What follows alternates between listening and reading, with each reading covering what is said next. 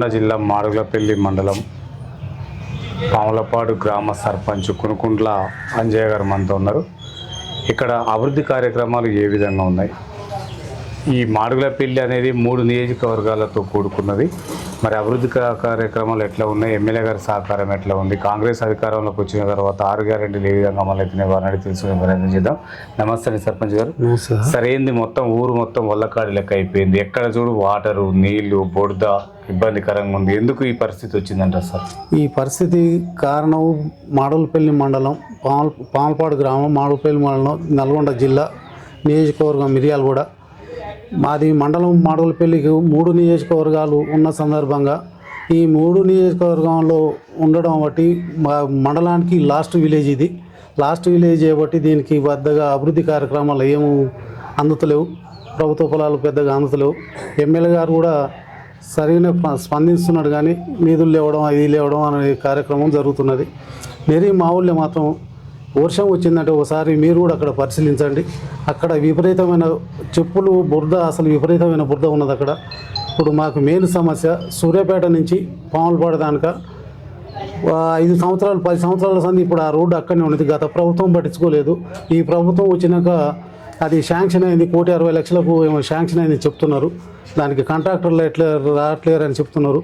అది కాంట్రాక్టర్ తీసుకొచ్చి ఆ రోడ్ని త్వరగా పూర్తి చేయాలని గవర్నమెంట్ కోరుతున్నాం. సార్, గతంలో కూడా 10 సంవత్సరాలు బీఆర్ఎస్ అధికారంలో ఉన్నారు. ఎందుకు ఈ అభివృద్ధి కార్యక్రమం చేయకపోయారు? అప్పుడున్న ఎమ్మెల్యే గారు ఏం పట్టించుకోలేదంటారా?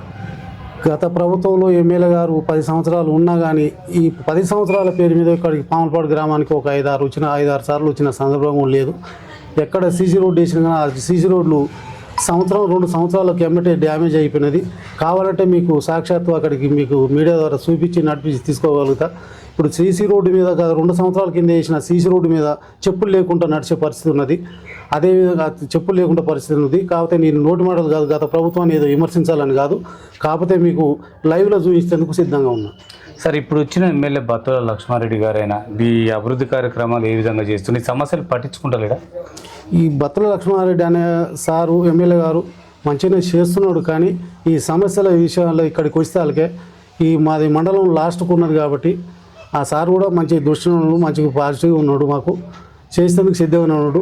పార్టీ నుంచి అక్కడ గవర్నమెంట్ నుంచి కొద్దిగా నిధులు రావాలని అట్లా జాప్యం జరుగుతుంది. పనులు చేసేందుకు లక్ష్మారెడ్డి గారు సిద్ధంగానే ఉన్నాడు. మాకు సరే, 99 రోజుల ప్రణాళికల మీరు చేసిన అభివృద్ధి ఏముంది సార్? ఊర్లో ఎక్కడా కూడా అభివృద్ధి అనిపించట్లేదు. మరి మీరు ఏం చేసిరంటారు? మాకు 99 రోజుల ప్రగతి ప్రణాళిక 99 ప్రణాళిక ప్రకారం మా ఊరికి వచ్చిన నిధులు ఒక 25 లక్షల సీసీ రోడ్లు వచ్చినాయి. ఒక ఫార్మసీ రోడ్డు 5 లక్షలు వచ్చింది. ఒక అంగన్వాడీ బిల్డింగ్ వచ్చింది 12 లక్షలది.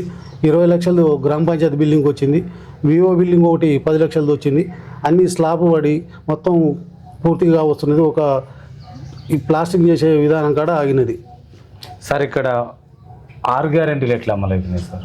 6 గ్యారెంటీలు ఇప్పుడు సన్నబియ్యం వస్తుంది కరెక్ట్గా, రైతు భరోసా ఇస్తున్నది, రుణమాఫీ అయినది, ఇంటికి 200 యూనిట్లు ఫ్రీ వస్తున్నది, ఫ్రీ బస్సు నడుస్తుంది. ఇవి మాత్రం మంచిగా సక్రమంగానే జరుగుతుంది. బస్సును వినియోగించుకుంటున్నారు ఇక్కడ మహిళలు? ఉచిత బస్సు విలేజ్కి వస్తుంది. ఉచిత బస్సులు పాములపాడుకి రావట్లేదు సార్. గత ఎమ్మెల్యే గారు చొరవ తీసుకొని వేయడం జరిగితే ఇక్కడ నుంచి కొంతమంది లేడీస్ కూడా ఎక్కడానికి కొద్దిగా ఇబ్బంది పడి మాది ఆ టైమింగ్స్ తెలవక కొద్దిగా కూడా ఇబ్బంది పడింది. ఒక 10 రోజులు రాకుంటే వాళ్ళకే ఎమ్మటే బంద్ చేయడం జరిగినది. సరే, ఇక్కడ మొత్తం కూడా విద్యార్థులు ప్రైవేటు స్కూళ్ళకి ఎక్కువ వెళ్తున్నారు. ప్రభుత్వ పాఠశాల లేదా? ప్రభుత్వ పాఠశాల అంగన్వాడీ ప్రైమరీ స్కూల్ ఉంది, హై స్కూల్ ఉన్నది, ఇక్కడ ఒక పిహెచ్ సెంటర్ ఉన్నది, వెటనరీ హాస్పిటల్ ఉన్నది. అన్ని విధాలుగా మండలంలో మొత్తం కూడా మా ఊరికే అన్నీ ఉన్నది, కానీ దాన్ని బాగా బలోపేతం చేయాలని కోరుకుంటున్నాను. ఇక్కడ స్కూల్లో కూడా హెడ్ మాస్టర్ కానీ వీళ్ళందరూ మంచిగానే చదువు చెప్తున్నారు. గవర్నమెంట్ దృష్టికి నేను చెప్పాల్సింది ఏంది ఒకటే అంటే, ప్రైవేట్ స్కూళ్ళకు పంపకుండా గవర్నమెంట్ స్కూళ్ళకు పంపాలంటే పెన్షన్లు బంద్ చేయడం కానీ, బడికి పోయే పిల్లలకి బడిపోయే పిల్లల తల్లిదండ్రులు ప్రైవేట్ తోలే పిల్లల తల్లిదండ్రులకి ఇలాంటి కొన్ని సంక్షేమ పదాలు పంపిస్తే గవర్నమెంట్ స్కూల్లో మంచిగా చెప్పి అక్కడ అభివృద్ధి చేయడం జరుగుతున్నది సార్. అభివృద్ధి కార్యక్రమంలో మీరు చేస్తున్న అభివృద్ధి పనులు ఏమున్నాయి సార్? ఇప్పుడు ప్రస్తుతానికి మీరు చేస్తున్నారు? ఇప్పుడు చేసిన అభివృద్ధి పనులు అయితే అవే సార్. ఇప్పుడు ఏది చేద్దామన్నా ఇక్కడ 15 ఫైనాన్స్ అనేది కొన్ని గ్రాంట్లు పడింది. ఆ గ్రాంట్లు జీతాలు గీయడం జరుగుతున్నది. ఏంటంటే ఈ వర్కర్లకు అనేది జీతాలు 15 గ్రాంట్ నుంచి పైసలు ఇస్తే ఇప్పుడు ఊరు డెవలప్మెంట్కి ఎక్కడి నుంచి పెట్టగలుగుతాం సార్? ఎక్కడి నుంచి పెట్టలేము. ఇళ్ళ నుంచి జీతాలు ఎలా తీయడం, ఇది చేయడం ఊరు డెవలప్మెంట్ అసలు జరగని పని సార్. ఏదో 15 ఫైనాన్స్ అంటే ఓన్లీ ఊరు డెవలప్మెంట్కే పెట్టాలి, కానీ ఇలా ఉన్న వర్కర్లకు జీతాలు ఇవ్వడం, అలా మెటీరియల్ ఇవ్వడం ఇవన్నీ అంటే కుదరదు సార్. ఊరు డెవలప్మెంట్ కాదు సార్. నిన్న మా ప్రజలు మా దృష్టి తీసుకొచ్చిన సమస్య సార్, సీసీ రోడ్లు ఆడ చాలా చోట్ల అసంపూర్తిగా ఉన్నాయి. తర్వాత డ్రైనేజీ కూడా అంతంత మాత్రమే ఉందో, ఇంకుడు గుంతలు కూడా చేయాలనుకుంటున్నారు, ఎవరు ముందుకు రావట్లేదని చెప్పేసి కొంతమంది అంటున్నారు. ఎందుకు వీటి మీద ప్రజలు అసంతృప్తి ఉన్నారంటారు సార్? ఇక్కడ ఉన్న ప్రజలు మెయిన్ సీసీ రోడ్లు వేసుకోవడానికి చాలా సిద్ధంగా ఉన్నారు, కానీ ఇప్పుడు కిందంగా ఇప్పుడు వాటర్ పైప్ లైన్ వేయడం వల్ల సీసీ రోడ్లని ఎమ్మటే తోవడం జరుగుతుంది. ఆ రోడ్లు ఖరాబ్ కావడం జరుగుతున్నది. ఇంకుడు గుంతలు పెట్టుకునేందుకు కొంతమంది సహకరిస్తున్నారు, కొంతమంది సహకరిస్తలేరు సార్. ఇక్కడ మాత్రం మెయిన్ డ్రైనేజ్ పాములపట్ల మెయిన్ డ్రైనేజ్ సమస్య ఉన్నది. డ్రైనేజ్ సమస్య, సీసీ రోడ్ల సమస్య. మాకు భీమవరం నుంచి ఖచ్చితంగా రోడ్డు కావాలి సార్. అది బాగా చాలా ఇబ్బందిగా మాకు నియోజకవర్గం మిర్యాలగూడెం అయినా కానీ మాకు 12 కిలోమీటర్లు సూర్యాపేట ఉంటుంది. ఆ సూర్యాపేటకు ఇక్కడ పల్లెటూరు మా ఊరు జనం అంతా సూర్యాపేటకే అందుబాటులో ఎక్కువ, అక్కడికే వెళ్ళడం జరుగుతుంది. చాలా ఇబ్బంది పడుతున్నారు సార్. సరే సార్, ఇక్కడ రోడ్లు లేవు అని అంటున్నారు. మరి ఎప్పుడైనా మంత్రి గారికి కలిసిరా? రోడ్డు భవనాల శాఖ మంత్రి కోమటిరెడ్డి వెంకటరెడ్డి గారికి ఈ మధ్య కాలంలో అయితే కలదు సార్. మేము వచ్చి ఒక 6 నెలలు అవుతుంది. డిసెంబర్ 14కి ఎలక్షన్ అయినది, డిసెంబర్ 22కు ప్రమాణ స్వీకారం జరిగింది. ఈ మధ్య కాలంలో అయితే మంత్రి గారు కలవలేదు. పోదామని 2 సార్లు పోతే టైంకు మంత్రి గారు దొరకలేదు, మేము పోలేకపోయినాం సార్. ఇక్కడ ఉన్న కొంతమంది రైతులు యూరియా ఇబ్బంది అవుతుంది అంటున్నారు సార్. ఆ యాప్ ఏందో అర్థం కావట్లేదు, అది ఎలా చేసుకోవాలని తెలియదు అంటున్నారు. వాళ్ళ కోసం మీరు ఏం చెప్పాలనుకుంటున్నారు సార్?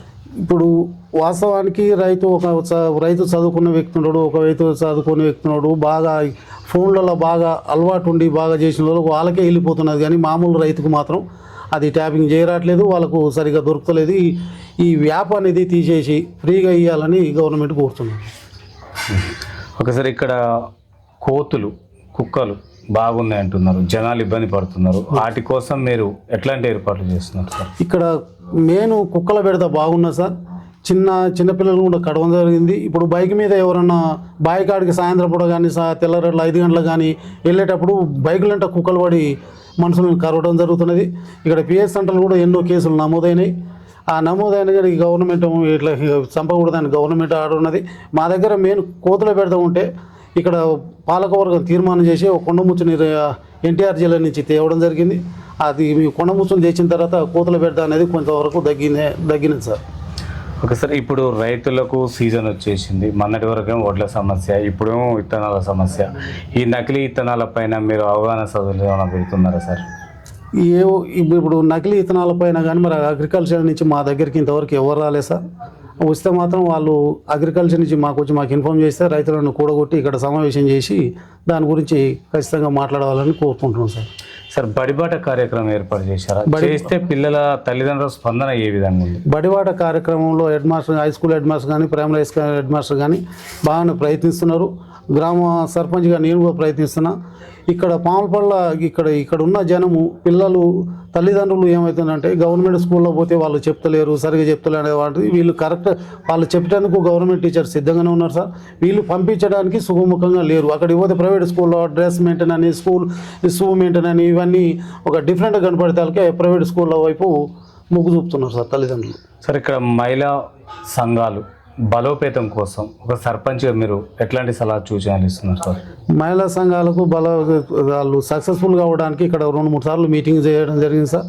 వాళ్ళు చెప్పే అనుచర ప్రకారం, మేము చెప్పే సూచన ప్రకారం వాళ్ళు మంచిగా నడుచుకుంటున్నారు సార్. సార్, ఇక్కడ ఇంకోటి మహిళలు మా దృష్టి తీసుకొచ్చారు సార్. ఇక్కడ బెల్ట్ షాపులు ఉన్నాయని తెలుస్తుంది సార్. బెల్ట్ షాపుల ద్వారా యువత మొత్తం కూడా తాగుడు బానిసలు అవుతున్నారు. ఈ చిన్న పిల్లలు బైక్ రేసింగ్ కూడా చాలా ఉంది, స్పీడ్ బ్రేకర్లు లేవు అంటున్నారు, ఇబ్బంది పడుతున్నారు సార్. వాళ్ళకు మీరు ఏం చెప్తారు? బెల్ట్ షాపుల పైన మీరు ఎట్లాంటి చర్య తీసుకో? ఇది మాత్రం 100% సార్. ఊళ్ళో మాత్రం ఇది ఇక్కడ ఉన్న దాదాపు 2300 హోటళ్ళు ఉన్నాయి, దాదాపు హౌజెస్ ఒక 3000 ఇండ్లు అనుకుంటాయి, దాదాపు 20 బెల్ట్ షాపులు అనుకున్నాయి సార్. ఈ తక్షణమే గవర్నమెంట్ అయితే ఇప్పుడు వీళ్ళైతుంది సిబ్బంది వచ్చి ఖచ్చితంగా బెల్ట్ షాపులు బంద్ చేయాలని గవర్నమెంట్ చెప్తారు. కానీ మా గ్రామం నుంచి కూడా యువకులు తయారవుతారు, మా పాలకవర్గం కూడా సిద్ధంగా సార్ బెల్ట్ షాపులు బంద్ చేయాలని. సార్ ఇప్పుడు యువత కూడా మొత్తం తాగుడుకు బానిసలు అవుతున్నారు. అది 100% ద్వారా ఏమన్నా మీరు అలా అవగాహన సదస్సులు ఏర్పాటు చేశారు? పోలీసు వాళ్ళు కూడా ఇక్కడ వచ్చి 2-3 సార్లు యామలపల్లి పిఎస్ నుంచి ఇక్కడ అవగాహన సదస్సు ఏర్పడి జరిగింది కదా. అదేవిధంగా కూడా ఈ పిల్లగాళ్ళు సాయంత్రం కానీ తాగుడుకు బాగా బానిసలు ఈ బైక్ రేసింగ్లు అని ఇవన్నీ చాలా జరుగుతున్నాయి. ఇది ఈ విధంగా ఇట్లా బెల్ట్ షాపులు ఉంటే మాత్రం పాములపట్ల ఈ యువత ఇంకా చెడిపోయే అవకాశం ఉన్నది. ఇంకా మామూలుగా చిన్న చిన్న గొడవలు పోయి పెద్ద గొడవలు కూడా అయ్యే అవకాశం ఉంది. బెల్ట్ షాపులు మొత్తం తక్షణం బంద్ చేయాలని కోరుతున్నాను. సార్ ఇక్కడ గ్రంథాలయం కూడా లేదంటున్నారు. గ్రంథాలయ ఏర్పాటు ఏమైనా ఉందా? గ్రంథాలయం ఏం లేదు సార్, ఏం ఏర్పాటు చేయలేదు. గ్రంథాలయం ఏర్పాటు అయితే ఇక్కడికైతే ఏం జరగలేదు. మరి ఇక్కడ కొంతమంది యువత గ్రంథాలయం కావాలంటున్నారు. ఈ గ్రంథాలయం ఒకవేళ ఏర్పడితే తక్షణం కట్టిస్తాను కూడా గ్రామ ప్రజలు కూడా సిద్ధంగా ఉన్నారు సార్. కట్టియాలని గ్రామ ప్రజలు కూడా కోరుకుంటున్నారు. సార్ ఇక్కడ నిరుద్యోగ యువతకి ఉపాధి ఏ విధంగా కలుగుతుంది? ఇటు సూర్యాపేట దగ్గర ఉంది, మిర్యాలగూడ దగ్గర ఉంది, నల్గొండ దగ్గర ఉంది. ఉపాధి అవకాశాల కోసం ఏమన్నా జాబ్ మేళాల ద్వారా ఉద్యోగ అవకాశాలు కల్పిస్తున్నారు? అట్లాంటిది ఏం లేదు సార్, మన దృష్టికి ఏం రాలేదు. ఏమన్నా ఉంటే ఇప్పుడు అట్లాంటి జాబ్ మేళ ఈ దృష్టి లేకుండా కూడా యువత కూడా కొంతమంది కూలినాలికి పోయి సుతారి పని పోయి ఇట్లాంటి కార్యక్రమంలో పాల్గొంటున్నారు, చదువుకున్న వ్యక్తులు కూడా. సరే సార్, మీరు ఏం చెప్పాలనుకుంటున్నారు? యువతకు కానీ మహిళలకు కానీ గ్రామ అభివృద్ధి కొరకు మీరు ఏం చెప్పాలనుకుంటున్నారు? యువతకు కానీ గ్రామ అభివృద్ధికి మొత్తం తెలియజేయనిది ఏంటంటే గవర్నమెంట్ నుంచి ఏదైనా జాబ్ వేళ వేసినా కానీ దానికి పార్టిసిపేట్ అయ్యి దాంట్లో మంచిగా యువత పాల్గొని అట్లాంటి కార్యక్రమంలో పాల్గొని ఆ యువత జాబ్స్ సంపాదించుకొని మంచి అభివృద్ధి పనుల్లో నడవాలని కోరుకుంటున్నాం. గ్రామంలో కూడా మెయిన్ సమస్యలు సీసీ రోడ్లు ఇవన్నీ కూడా గవర్నమెంట్ తక్షణమే ఫండ్స్ రిలీజ్ చేసి ఈ ఊరిని మండలానికి నియోజకవర్గానికి లాస్ట్ ఊరు కాబట్టి రాజకీయ నాయకులు అందరూ కూడా మా ఊరి మీద ఒక దృష్టి పెట్టాలని కోరుకుంటున్నాం. సార్ ఇక్కడ ఈ విలేజ్లో కొంతమంది రైతులు అంటే డొంకలు బావుల దగ్గరికి వెళ్ళే డొంకల సమస్యలు ఉన్నాయంటున్నారు సార్. మరి ఉపాధి హామీ ద్వారా ఏమన్నా పూర్తి చేసే ఆలోచనలు ఉన్నాయంటారు?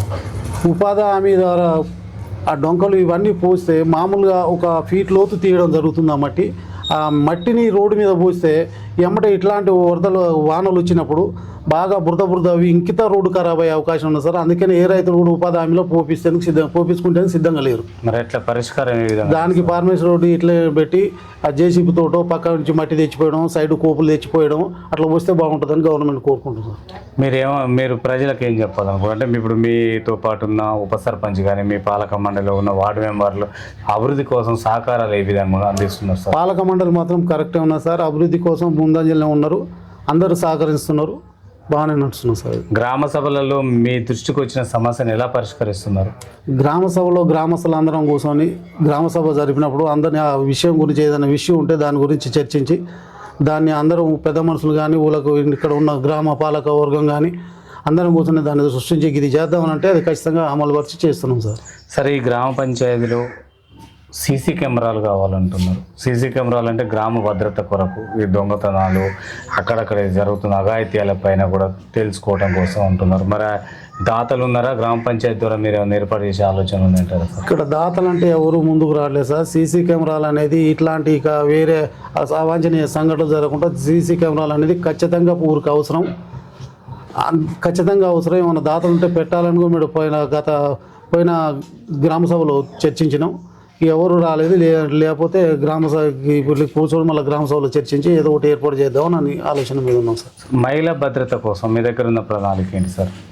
మహిళా భద్రత కోసం యువతని ప్రోత్సహించి మహిళలకు మంచిగా గౌరవించాలని మా పాలకవర్గం తరఫున అయితే పాములపాడు గ్రామ ప్రజల తరఫున పాములపాడు ఈ జనం తరఫున అయితే మహిళలకు భద్రత కల్పించాలి, యువతే ముందుకు రావాలి. మహిళలకు భద్రత ఇవ్వాలంటే యువతే ముందుకు రావాలని కోరుకున్నాం సార్, చెప్పడం జరిగింది. సార్, స్థానికంగా ఉన్న ఎమ్మెల్యే బత్తుల లక్ష్మారెడ్డి గారు ఈ విలేజ్కి రావడం జరిగింది. అభివృద్ధి కార్యక్రమాలపైన శంకుస్థాపన చేసి వదిలేసిపోయారు అనేది ఒక వాదన వినపడుతుంది సార్. అదెంతవరకు వాస్తవం అంటారు? బత్తుల లక్ష్మారెడ్డి రావడం జరుగుతుంది, ఇదంతా చెప్పడం అపోహలు తప్ప లక్ష్మారెడ్డి గారు రావడం జరుగుతుంది. పాములపాడు మీద దృష్టి మంచిగా ఉంది లక్ష్మారెడ్డి గారికి. ఆయన కూడా పాములపాడుని ఒక 7-8 సార్లు పోయి కలవడం జరిగింది. పాములపాడుని బత్తుల లక్ష్మారెడ్డి గారు దత్తత తీసుకునే కార్యక్రమం కూడా పెట్టుకుంటానని ఆయన మాకు హామీ ఇవ్వడం జరిగింది సార్. సార్, మొత్తం కేంద్ర నిధులతోటి గ్రామ పంచాయతీ నడుస్తుంది అంటున్నారు, రాష్ట్ర నిధులు రావట్లేవు అంటున్నారు. మరి మీకు ఎలా సాధ్యమవుతుంది అంటారు? కేంద్ర నిధులు వచ్చింది కానీ రాష్ట్ర నిధులు అయితే ఇంతవరకు ఏం రాలేదు సార్. గ్రామ పంచాయతీ సిబ్బంది ఎట్లా పనితీరట్టం తడి చెత్త పొడి చెత్త కార్యక్రమం చేస్తున్నారా? తడి చెత్త పొడి చెత్త అనే కార్యక్రమం జరుగుతున్నది, కానీ కొంతమంది గ్రామంలో ఉన్న ఈ సిబ్బంది కూడా కొద్దిగా ఇబ్బంది పడడం జరుగుతున్నది. నేను వచ్చిన 6 months అవుతున్నది. 6 months నుంచి ఇప్పుడిప్పుడే గాల్లో పెట్టుకోవడం, సిబ్బంది గాల్లో పెట్టుకున్నది.